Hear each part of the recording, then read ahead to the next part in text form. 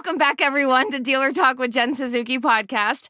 I have a friend, colleague, and new friend and colleague with me today to talk a little about digital interactions and how we manage engagement in the sales cycle.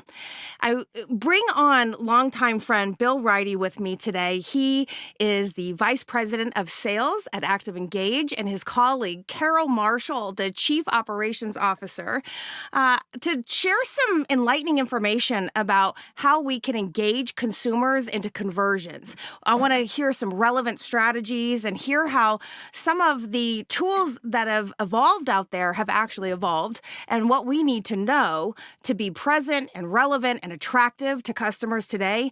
This is a big buying journey, and there's a lot of touch points that customers are going to engage in order to find their location of where they're going to do business. So we want them to find you. Well, welcome, my friends. Thank you so much. Yeah, it's a pleasure to be with you.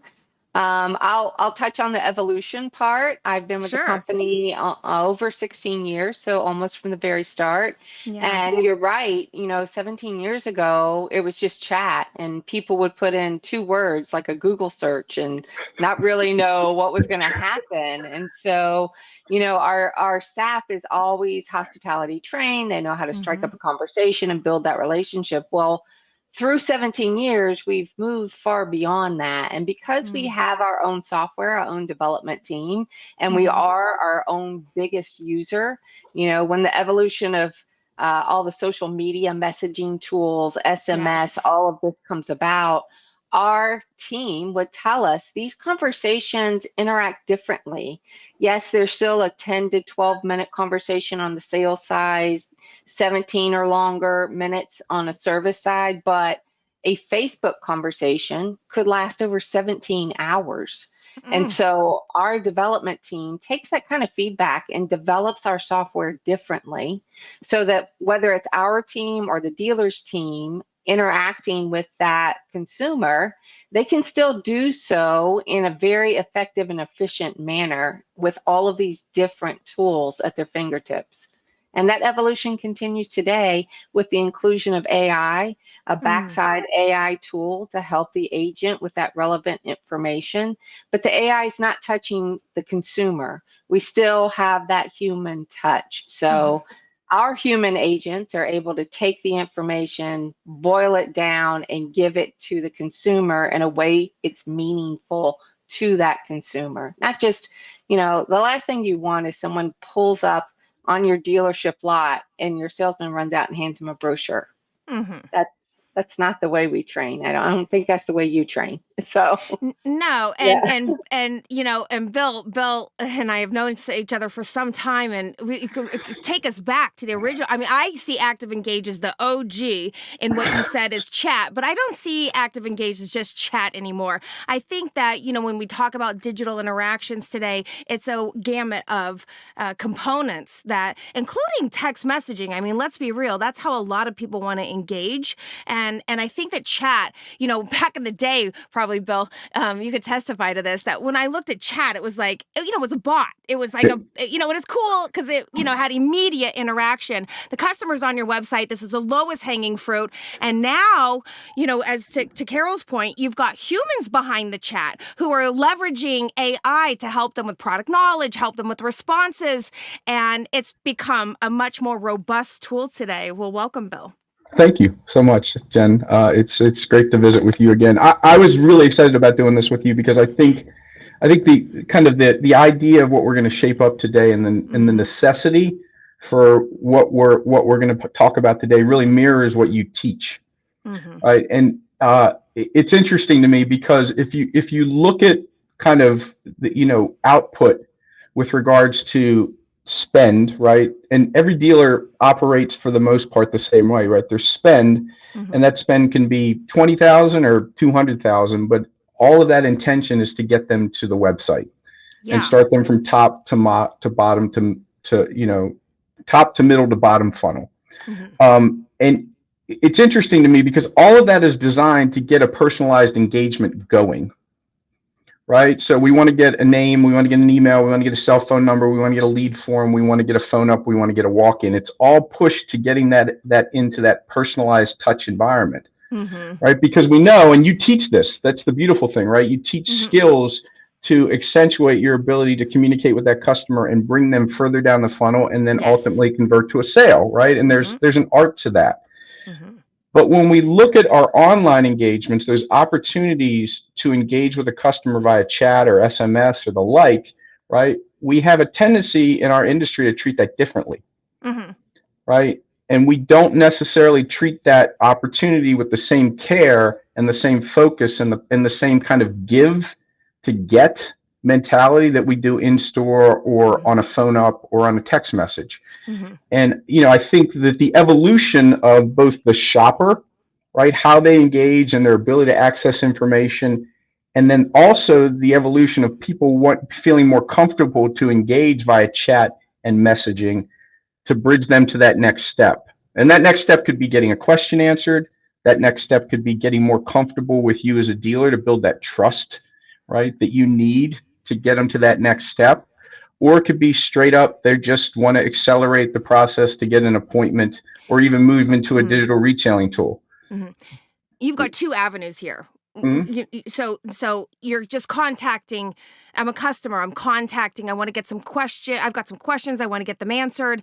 I start responding to you, whether that's through SMS or it's through a chat. You would call this is I'm actively engaged.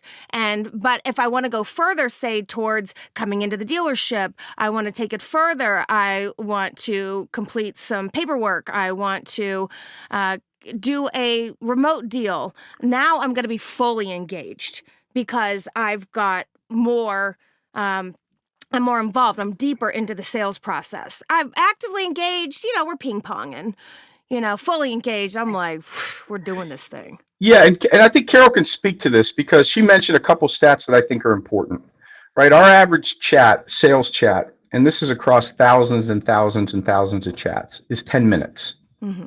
Right. So if you think about that, how do you get to a 10-minute conversation with a consumer online? And that 10-minute conversation is evolved by our relationship building and that consumer, right? Like oftentimes the first question they come in and ask isn't necessarily the information they're trying to garner, right? And you don't know necessarily where they are in that purchase cycle. But our process allows us to build that connection and that patience and ask the right questions that extend that chat to that length. And what it yields is very consistent metrics, right? So 80% of the time, we're going to get a name and an email or a phone number. 75% of the time, we're going to get a name and both pieces of contact information. And 25% of the time, we're going to get an appointment. And it's due to the approach that we take and the access to information to answer any question accurately against kind of the dealer's model. Extend that to service, and oddly enough, the service chats are longer. Yeah. Right? They're 17 minutes because we have the ability to really understand who they are and look at past history and a bunch of other stuff.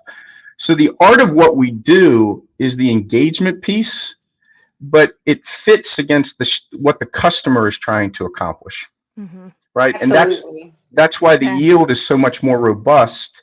And that's why we have the ability really to take that conversation to fruition. And I think two things happen, right? I mean, obviously your conversions go up. And I'm going to tell you, if you're using a bot or if you're using kind of a very kind of quick approach to say, give me a name, give me an email, not only you're hurting, that's dated. You're hurting your conversions because literally it's like if you said a phone up, okay, well, just give me your phone number and I'll call you back. You would lose your mind. No. What you say is, in case we get cut off, what's a good number I can call you back? You know that, Bill. Yeah, of course. Of course. And we don't, and that's not the approach, right? It's not the approach to build that honest relationship, to look, we've been talking for less than 10 minutes. If you want to consider how long a 10-minute conversation is, That's a great point. That's a really good point.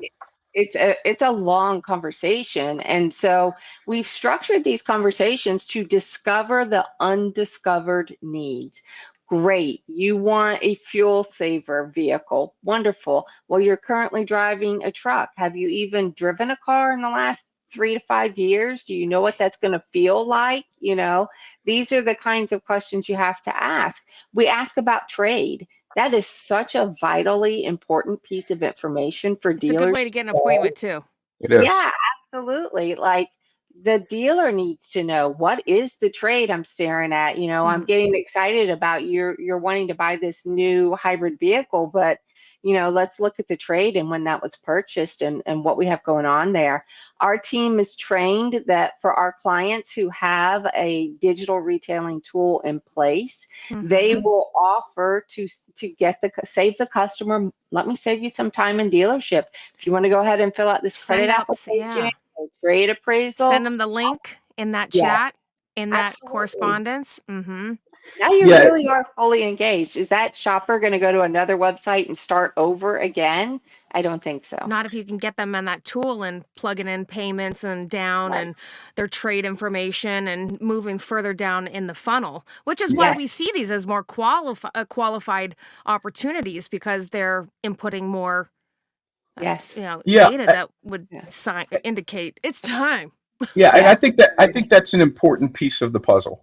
Right? Like if you look back and Jen, we've talked about this in the past. If you look back historically during COVID, the digital retailing piece of a dealer's business spiked dramatically, right? It was in the like 30 to 35% rate, right? And it feels so much higher than that.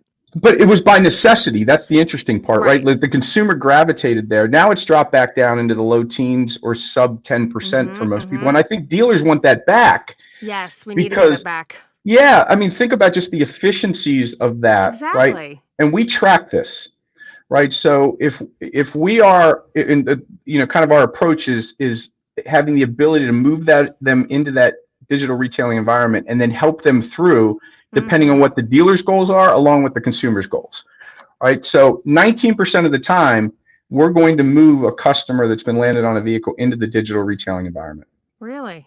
Yes. Yeah. That's very high. When that happens, we measure this. The close rate increases by north of 60%. So the close rate increases. Not surprised, but wow. And the speed to close, like the time it takes to get the deal done, increases by 47%. Wow. So efficiencies. Okay. The consumer has a pathway with information, and the quality of the lead quality is so much higher, which is all the reason why the close rate is faster and you close at a higher rate, because they're further down the funnel. Yeah. But it's about basically working with that consumer to get them there, not just getting a name and an email and then throwing them back into the BDC, because that's the other inherent problem that you run into. And if I can pop this in here, because there's so many parallels to engaging remotely the way that Carol and you are sharing with me, whether that's through chat or SMS.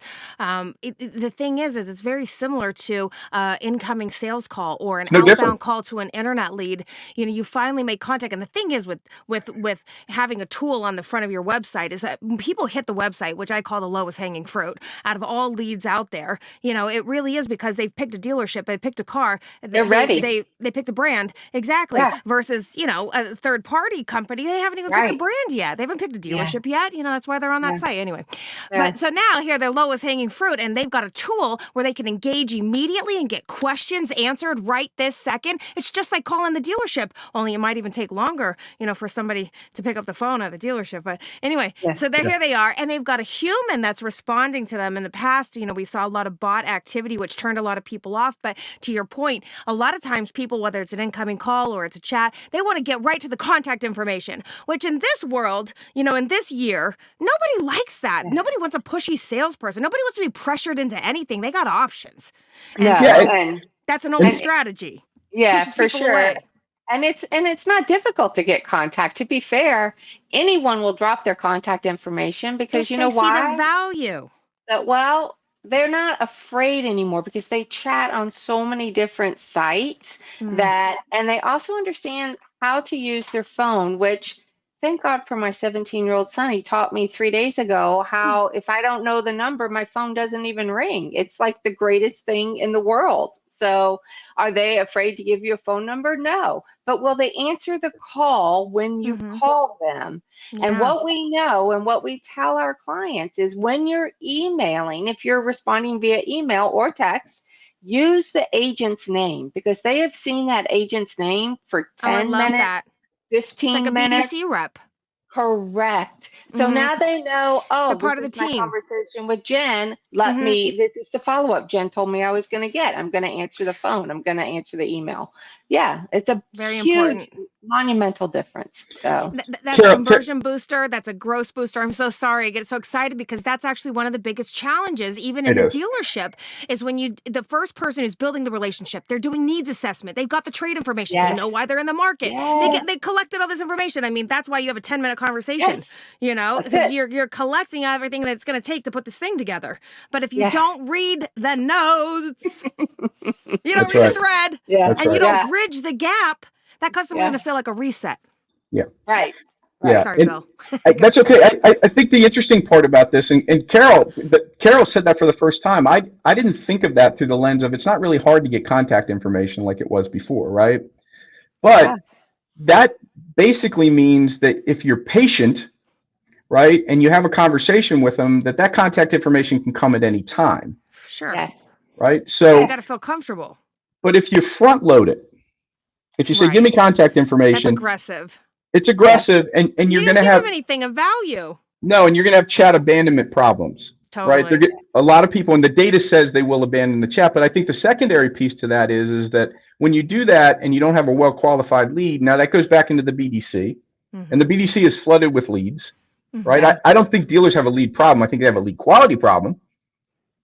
Right? I do think that there's a lead quality problem. So now all of a sudden you're essentially, you're exacerbating that lead quality problem, when in all actuality, if you just were patient and you took your time and you had a real conversation with them exactly like you would do on a phone or in the store, like you teach them, then not only would you get that contact information, but you probably would get a lot more details. And, kind of our process says is that 25% of the time or north thereof, you actually get an appointment, right? But here's the problem, right? The problem is that you don't have a lot of choices to solve this problem, because most of the tools that are out there are designed for the short conversation, front loading the information, and that process, right? And there's a multitude out there. There's just a million engagement tools are out there.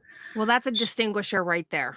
Yeah. There. Yeah. It is. You're willing to get to know the customer, which is what every sales manager wants their team to do. Get to know your customer. Yeah, so I would recommend to a dealer, like, if you really, really want to maximize your spend and you want to take advantage of every engagement, and here's a stat for you, Jen, for every one person in your showroom, there's 71 online. If you just look at that in contrast, right, there's 71 opportunities of shoppers in the funnel online versus one that has actually made it to your showroom, right? So that's a lot of low-hanging fruit there. So if you really want to do this the way that's going to create efficiencies, is you should do it yourself.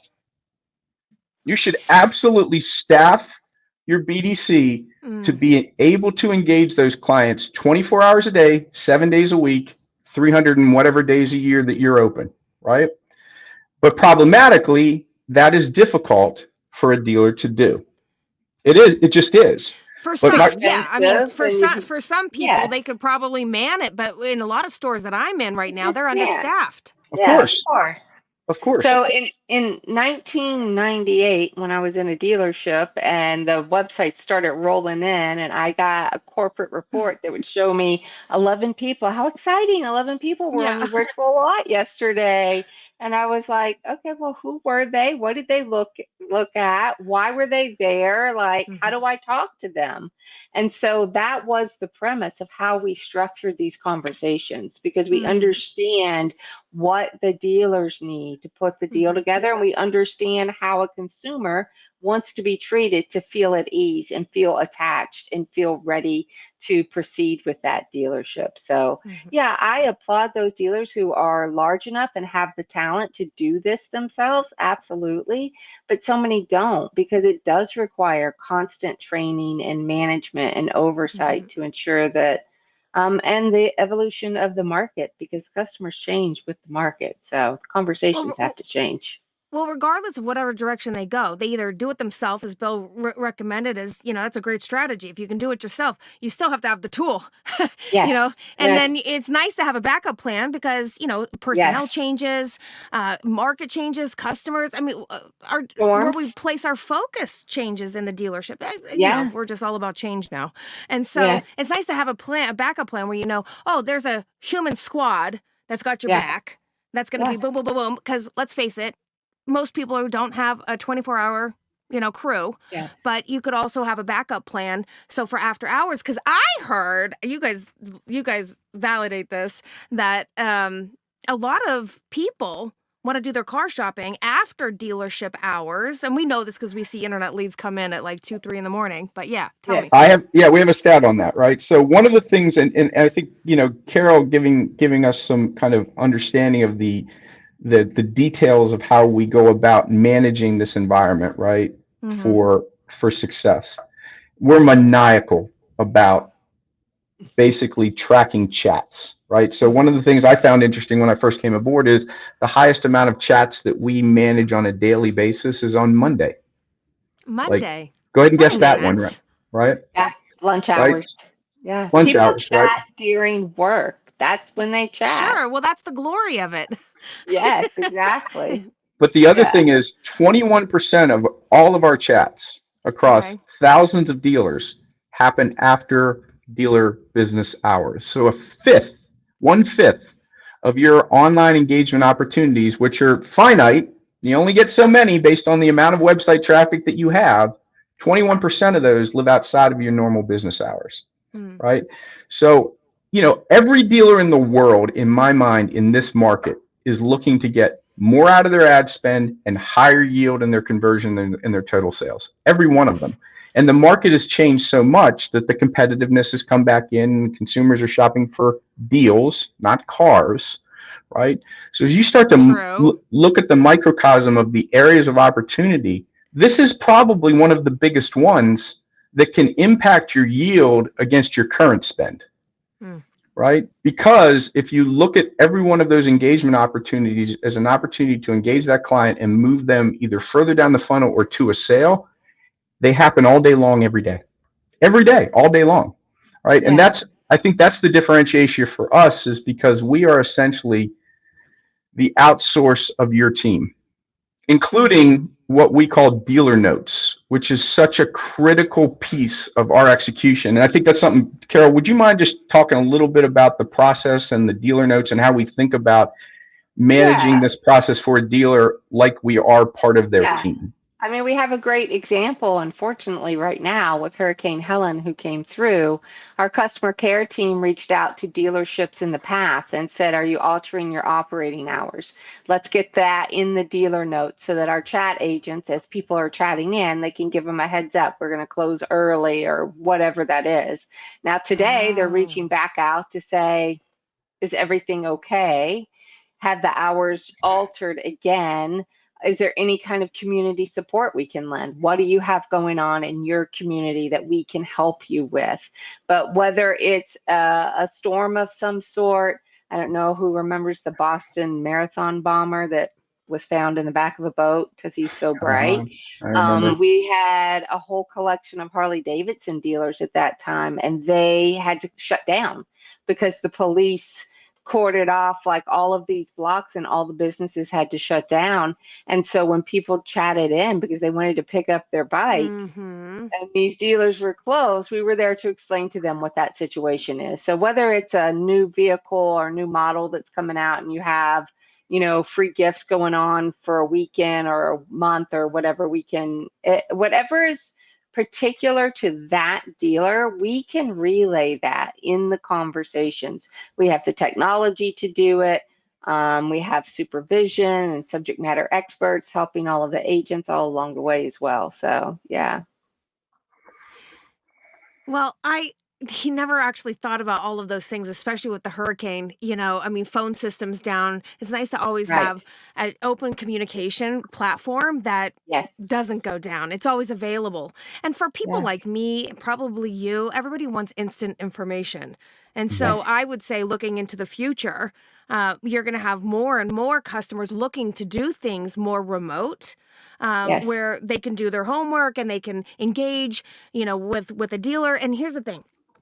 I always tell dealers this: you guys are on a hit list. You don't think they're just going to call you, do you? They're going to call 4 other people. So whoever's got the best process that can engage, right? That has the right questions, can make the connections with people, that's very focused on value-based conversations, relationships with people, asking the questions. So it's not just like, oh yeah, we have the car. When can you be here? It's like, that's dead. That's old. That's dated. That does not work anymore. That's a no-show right there. Yeah. Right. But I love your philosophy in the way that you see that relationship as being significant to the conversion and being able to, marry them together. Nobody wants just to have all their information taken from them or, pull out all of this buying information. Are you paying cash, financing, leasing? Not important here. You know what I mean? Yeah. Things like this make people feel like, they don't matter. But some of the questions, maybe, Carol, you could share that create a more actively engaged customer. What would you guys be? What's part of your philosophy? What works? We always ask, were there any other questions? So 99% of the time, is it still available or what's the price? Great, let me look into my system. What else were you wondering about? Was it a one-owner vehicle? If it's a used vehicle, was it in any wrecks? We have access to the Carfax reports, right? If it's a new vehicle, is it a plug-in hybrid or not? And we can look that up. And again, the AI assistant is there to help us with that as well.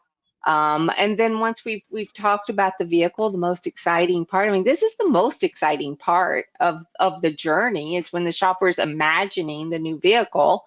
We ask about, well, do you have a trade? Then we'll ask, I'm sure you made many wonderful memories in this trade. We'll ask, do you still owe money on it? What's the mileage on it? Then we get into time frame. How soon were you looking to make the purchase? And if they say, well, I still have 4 months left on the lease, that is not a deterrent for us, because we know we need runway.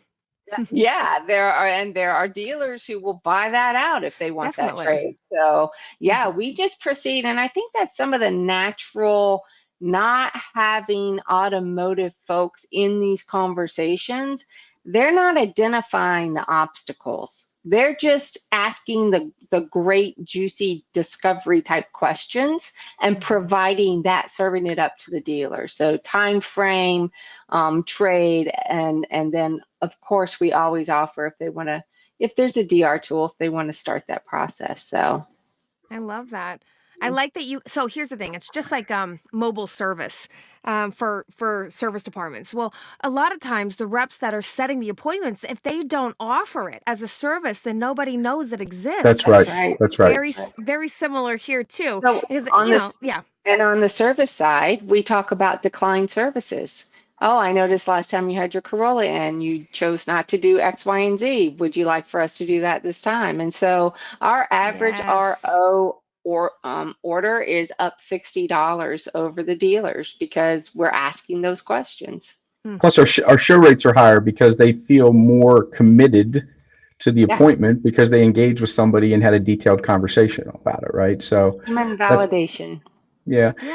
Jen, it's really interesting, because I think you can encapsulate this time to one thought process. If to be fully engaged means that you treat every engagement opportunity with the same amount of focus and care and technique that you teach in store and on the phone.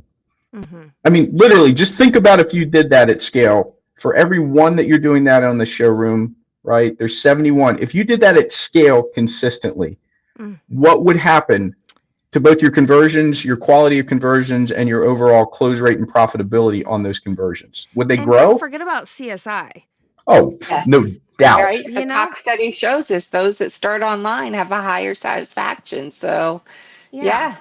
I mean, that's the thing. It's if you can be consistent about your messaging and your flow and the way your cadence and your attitude and your help your willingness to help instead of sell. That's a vibe, and that is winning, in my opinion. I do this every single week in dealerships, Yeah, and I can validate you're that the is the expert. strategy right there. It is about, this is a customer experience, and it's a touch point, and you got to open the doors for people. And I like that you guys have stayed so relevant. I would like to shift a little bit more into service, because this is where I see one of the biggest opportunities for dealers now. For me, it's the heart of the dealership.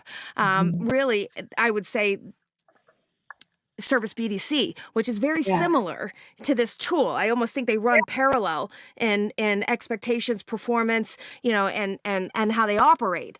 But for me, I say Service BDC is the heart, because this is how we're fueling the service department. This is how we're getting appointments. And customers are going to, just like sales, they're going to want to get answers from the website. Where do you think they got the phone number? Exactly. The majority of the people are getting the phone number off the website. And we know this because they call into the dealership, and every 8 out of 10 calls is for service. Yeah. Off that number from the website. Yeah. Anyway. Well, we have an amazing product called Flip to Text, especially because of the service. And we all know the crunch times for all the service calls, right? And so Flip to Text allows a consumer who's called in to have the choice of, do you want to continue to wait, or would you like to convert this call to a text? Okay. And so if it's converted to a text, it can come straight to our team, and we can continue to help that.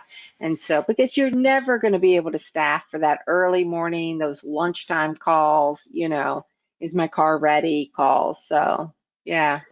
Yeah, you know what? Again, I find this ironic, right? That our service chats last longer than our sales chats. 17 minutes, you said. Yeah, and our appointment set rate on sales is about 25%. On service, it's Carol, I think it's in the high 80s. Yeah. Right? Yeah, in that neighborhood. I don't remember the exact metric on it, but there's a reason for that, because people need information, right? Their schedules need to be coordinated. They need to understand what they need to get done. No different than if they picked up the phone and called. And what I think is really, really relevant now is what's happening with regards specifically on the SMS side. The market is gravitating to communicating that way. My kids don't pick up if I leave my kids a voicemail, they don't listen to it. No. Yeah. I had to learn that, right? I'm like, hey, I left your voicemail. Yeah. So the marketplace is shifting there. I will tell you, they're saving them though. So when you pass away, they still have your voice to listen to. Does that make you feel better? That does make you feel a little better. I have done that. Yeah, that makes me feel a little better. That's funny. So wild you said that. Yeah. So I think if you really want to think about what now and next year and the year after looks like, you have to understand where the market's going. Yeah. Right? And you have to understand how to fulfill the way the customer wants to buy. Yes. Right? And I think the most relevant thing that we saw is the impact of digital retailing when COVID hit.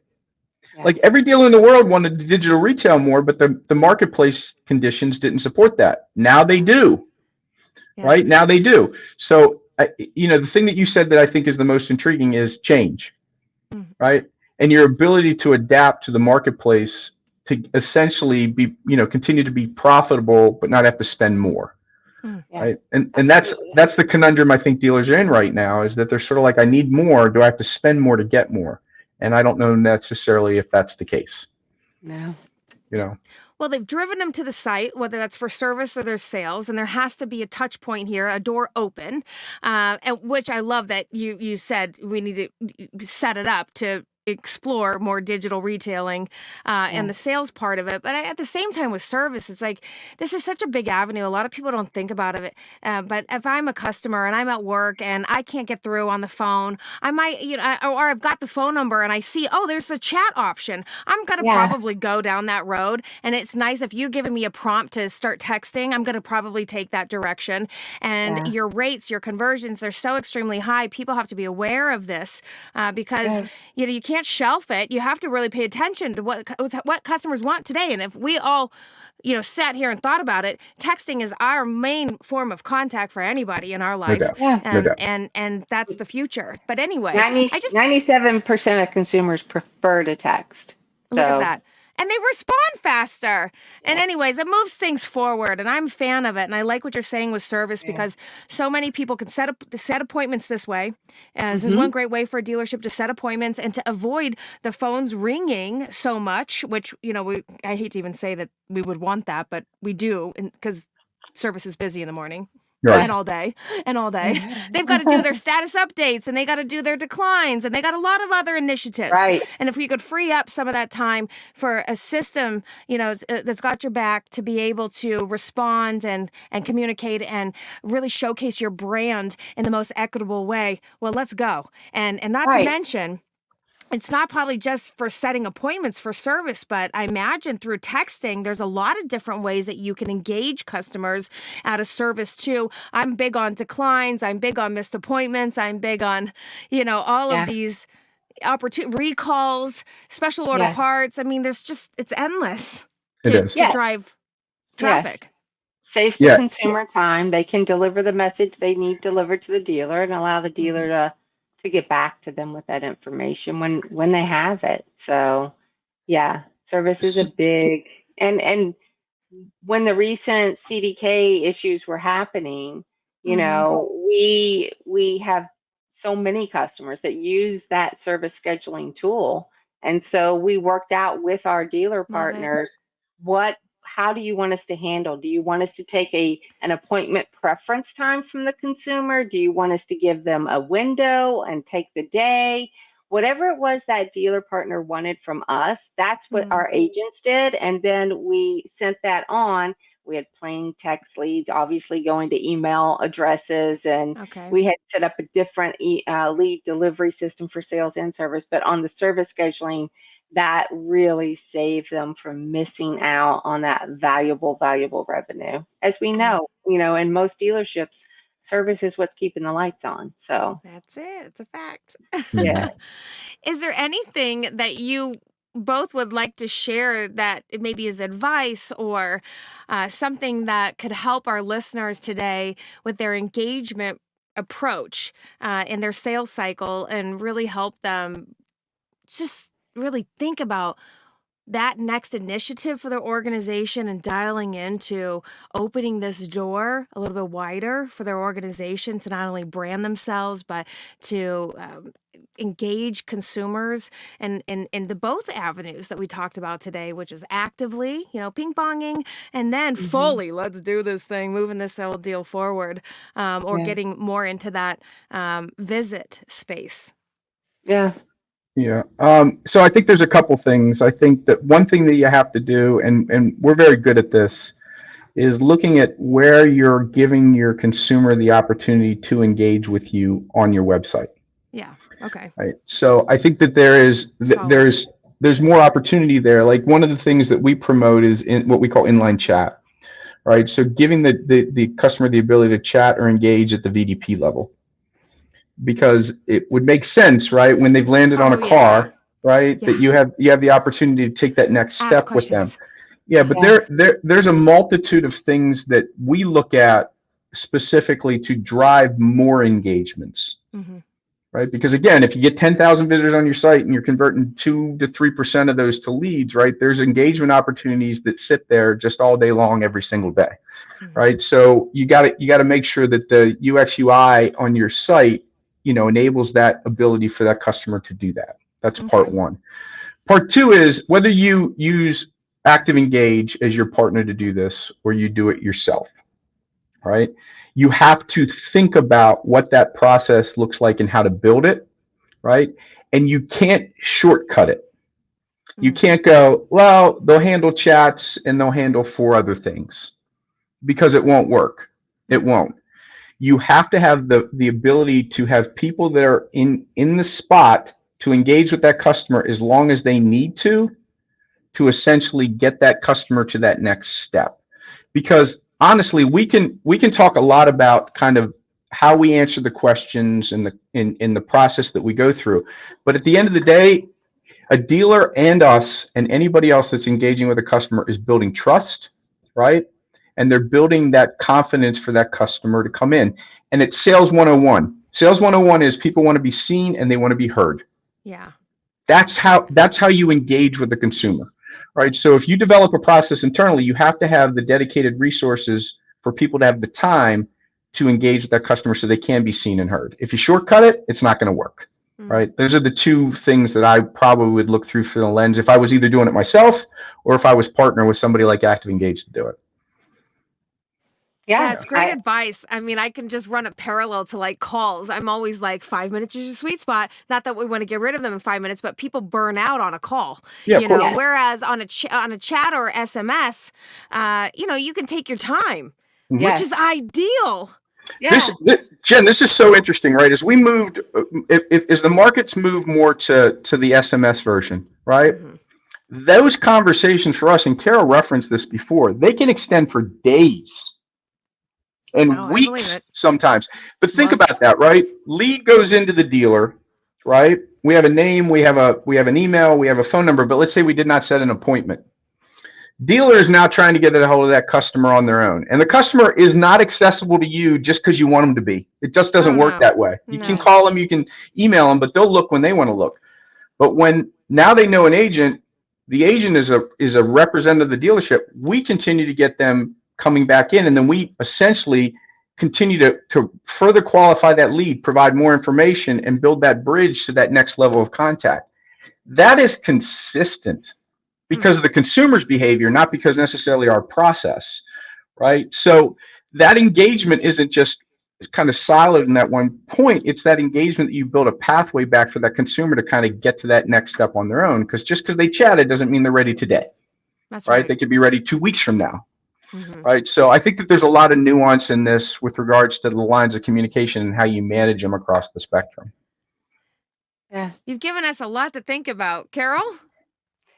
Yeah, they could be ready. I was just thinking they could be ready today. And if they set an appointment within the next hour, our customer care team's going to call the dealer and say, hey, we just set an appointment for you for the next hour. So just to make sure that you're ready. So, and that does happen. But I think my advice to dealers is pay attention. You spend so much money advertising, driving people to your site. You spend so much money on the site.